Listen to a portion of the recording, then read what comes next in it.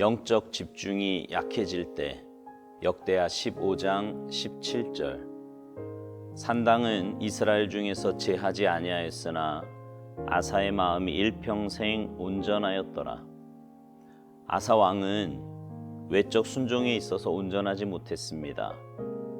그는 주된 일에서는 옳게 행했지만 온전하게 다 잘한 것은 아니었습니다. 그것은 그렇게 중요한 것이 아니야 라고 말하는 것을 주의하십시오. 당신에게 중요하지 않은 것이 하나님께는 아주 중요한 일일 수 있습니다. 그 어떤 것도 하나님의 자녀들에게 가벼운 문제가 될 수 없습니다. 얼마나 더 오랫동안 하나님께서 이 한 가지를 우리에게 가르치셔야 하겠습니까? 하나님은 결코 인내를 잃지 않으십니다. 당신은 나는 하나님과 올바른 관계에 있습니다 라고 말할지도 모릅니다. 그러나 당신이 여전히 순종하지 않는 부분인 산당이 남아 있습니다. 당신은 하나님과 올바른 관계에 있다고 주장하지만 실상 당신의 삶 속에 하나님께 순종하지 않는 의심스러운 것들이 남아있지는 않습니까? 그것이 무엇이든 당장 없애십시오. 아무리 작은 것이라도 무시하고 지나가서는 안 됩니다. 당신의 육신의 삶 또는 지적인 삶과 관련해서 전혀 대수롭지 않게 여기는 것들이 있습니까? 주된 일은 옳게 하고 있지만 다른 부분에서는 엉성하다면 이는 주께 집중하는 마음이 느슨해지고 있는 것입니다. 당신의 심장이 쉬지 않듯이 영적 집중에서도 쉼은 필요 없습니다. 도덕적인 삶에서 벗어난 나를 보내면서 도덕적인 사람으로 유지될 수 없고 영적인 삶에서 벗어난 나를 보내면서 영적인 사람으로 유지될 수 없습니다. 하나님께서는 당신이 온전하게 주의 것이 되기를 원하십니다. 당신 스스로 주의 뜻에 합당할 수 있도록 주의해야 합니다. 이를 위해 대단히 오랜 시간이 걸릴 것입니다. 그럼에도 불구하고 우리 중에는 불과 2분 내에 엄청난 영적 향상을 이루기를 기대합니다.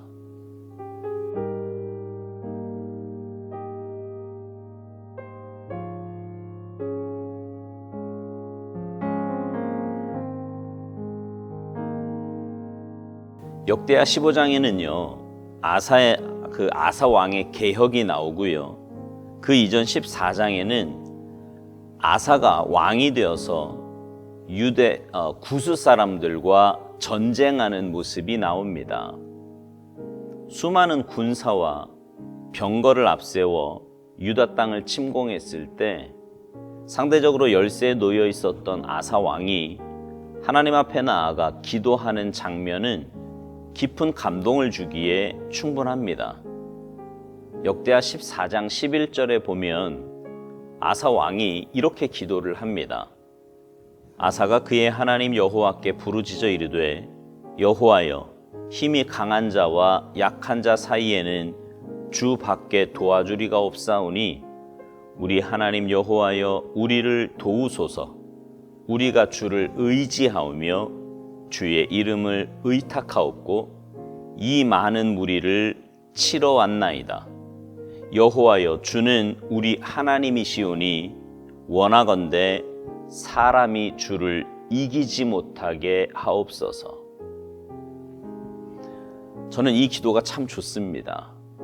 그리고 그렇게 멋있을 수가 없습니다. 당연히 그 전쟁에서 아사는 이겼고요. 그리고 바로 다음 장 역대하 15장에서 아사는 많은 개혁을 이루어냅니다.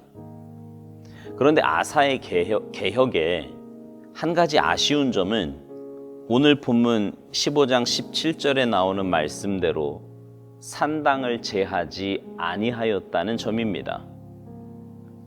왜 그랬는지 모르겠습니다. 아사의 마음이 일평생 온전하였다고 성경은 분명히 말씀하는데 왜 산당마저 제거하지 않았는지 잘 모르겠습니다. 오스왈드 목사님 표현대로 그것을 별로 중요하게 생각하지 않아서 그랬는지도 모르겠습니다. 사실 우리가 신앙생활 하면서도요, 중요하게 생각하는 것이 있고 그렇지 않게 생각하는 것도 있습니다. 하지만 신앙생활의 작은 부분도 소홀해서는 안 됩니다. 왜냐하면 악한 원수 마귀는요, 바로 그 소홀하게 생각하는 점을 이용해서 우리의 마음과 생각에 파고들기 때문입니다. 목회를 하면서 보면 많은 분들의 마음속에 이 산당이 남아있음을 보게 됩니다. 그것이 생활 습관일 수도 있고요, 경제적인 부분일 수도 있고 자녀 문제일 수도 있습니다. 신앙생활하며 별로 대수롭지 않게 생각하는 부분, 이 정도쯤이야 하는 부분 말입니다. 그래서 자기 자신의 신앙생활에 대해서는 별로 문제가 없다고 생각을 합니다. 하나님과의 관계도 올바른 관계에 있다고 생각을 하지요. 그러나 하나님을 향한 온전한 마음이 아니라면 그것은 여전히 오염된 마음입니다. 제가 예전에 그런 비유를 종종 들었습니다. 커다란 정수기통에 아주 작은, 정말 그 물에 비하면 10분의 1, 100분의 1, 아니 1000분의 1밖에 안 되는 그런 오물이지만 그 오물이 정수기 안에 들어가 있다면 그것을 알고도 누가 그 물을 마실 수 있겠느냐고요. 하나님을 향한 마음도 마찬가지입니다. 하나님을 향한 마음에 조금이라도 순종하지 않는 마음이 있다면 그것은 온전한 관계가 아닙니다. 이 시간 한번 생각해 보십시오. 여러분의 삶 속에 남아있는 산당은 무엇입니까? 만약 그런 것이 있다면 그것이 아무리 작은 것이라고 할지라도 그냥 지나쳐서는 안 됩니다.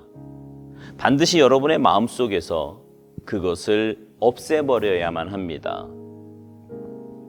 오스왈드 목사님은 이 부분에서 두 가지 영역을 점검해야 한다고 말합니다.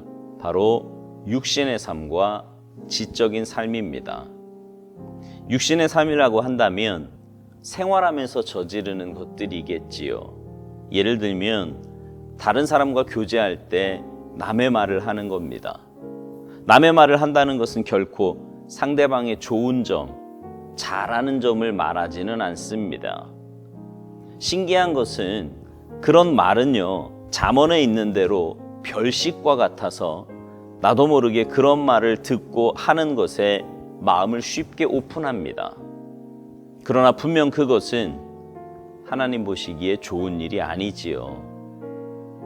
또 지적인 부분이라고 한다면 내 생각의 영역일 것입니다.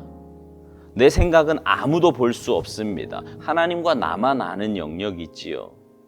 그러다 보니 지적인 부분에서 원망하고 불평하고 다른 사람을 평가하고 정말 불신앙적인 요소들이 얼마나 많이 있는지 모릅니다. 하지만 겉으로 드러나지 않는다고 해서 별로 큰 문제라고 생각하지 않습니다. 그러나 여러분, 그렇지 않습니다. 그것이 바로 산당이고요.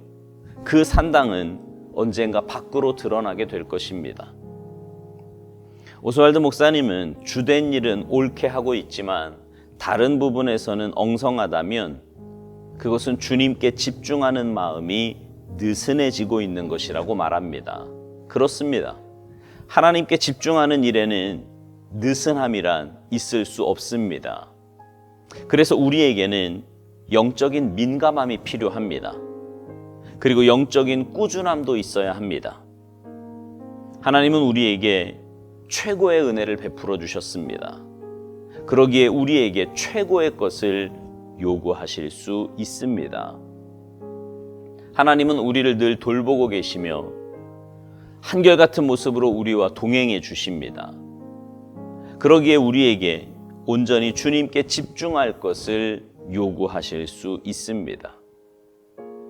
이것이 하루아침에 되는 것은 아닙니다. 그러나 지속적인 경건의 훈련과 하나님과의 영적인 교제를 통해 우리의 삶에서 온전하게 순종하지 않는 부분은 조금씩 제거될 수 있습니다. 오스왈드 목사님은 당신 스스로 주의 뜻에 합당할 수 있도록 주의해야 한다고 말합니다. 그렇습니다. 우리 스스로 인격적인 하나님과의 관계에 집중해야 합니다. 그리고 온전한 모습으로 주님 앞에 나아가기를 힘쓰며 주님의 도우심을 구해야 합니다. 그래서 날마다 주님 닮아가는 모습이 우리 가운데 있어야 합니다. 바라기는 이런 복된 은혜가 우리 사랑하는 성도님 모두에게 있게 되기를 간절히 소망합니다. 아멘.